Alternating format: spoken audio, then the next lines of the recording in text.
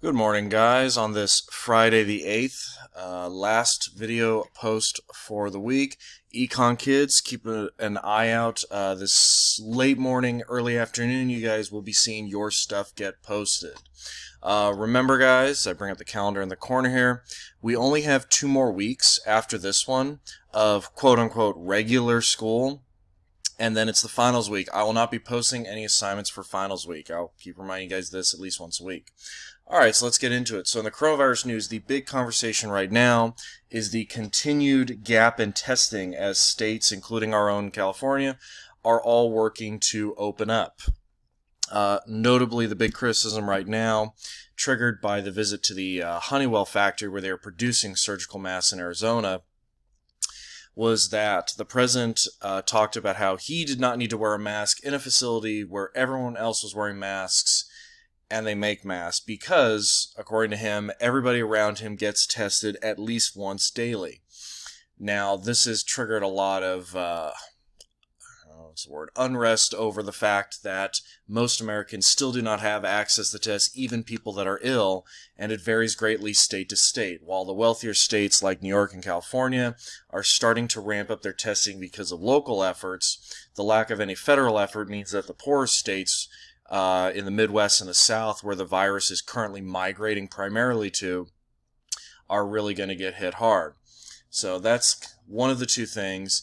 The other thing, and this goes into a bit of political news, is that China is very actively working to shape the coronavirus narrative. So basically we're seeing this competition between the United States Trump administration and the Chinese Communist Party, as both of them are working to shape the narrative, where the Trump administration is doing its best to show that China covered it up, which they did, because they were, well, there's two reasons. One, they're an authoritarian regime, and one of their number one plays in the playbook is always deny and hide any possible problems internally in order to project strength. Excuse me. The second reason, as it turns out, is China deliberately hid it when they knew how bad it was because they wanted to hoard medical supplies. So they used it as a way to prevent other countries from buying up. This one is one of those things where people might get angry about that, but arguably that's the less horrible act on their part, because at least that one suggests they were trying to keep their citizens alive. The first one, not so much. Of course, on the other side, China has been pushing a whole lot of videos and viral stuff online, including a rather amusing satirical video that I'm sure you can find with a little bit of searching that talks about how, you know, they did tell the World Health Organization and the world in January about the virus, and the United States spent 2 months denying it or its severity even after that. So basically it's two groups of liars calling each other liars. So there you go. Alright, for my history kids, this is not a video I'm assigning because we're actually past this point, but this would be a good one. It just came down a few days ago. This would have been a good one for last week with the post-World War II recovery.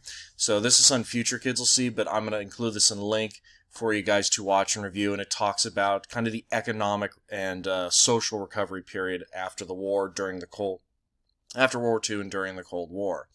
For Econ Kids, your big update is that the final total is in for April. 20.5 million people lost their jobs, and the unemployment rate has now gone up to 14.7%, meaning that we are back to we are basically back to the period of the Great Depression in terms of economic numbers. Now, it's not as bad because that one was caused by a fundamental financial structure issue. This, of course, was caused by a natural disaster that was then exacerbated by man-made failings in both the U.S. and in other countries. So keep in mind, this one is, in theory, more recoverable, just assuming that people actually start doing intelligent things. So, you know, in theory. Alright, lastly, guys, something for the entertainment for you. So a book, yes, those things that you read with the words in them. This is actually the book that I've been reading this week and will be finishing this weekend. It is the first, and there's only 2 books so far. I have no idea if there's plans for a third, because the second book isn't even out yet. This is a relatively new one from last year. I believe it was March 2019. So it's from about a year ago. I just finally got to it. It's been on my wish list. So it is called A Memory Called Empire. And the writer of it, Arkady Martine, I'm not sure if that's how you pronounce her first name, is a professor of Byzantine history. So she takes her own background as a historian, and she blends this far future vision with this empire that's kind of a blend of like Byzantine, Rome, and there's a vague sense of almost Aztec-like culture in there. It's a very interesting book, and it's actually a very easy read. I think it's about 500 pages. I'm halfway through. Yeah, there you go. 462 in the paperback. I'm a little past the halfway mark in like 4 hours of reading. So it's a pretty easy read. It goes very quickly, but very interesting. All right, guys, that's it for this week. I will see you next week. Goodbye.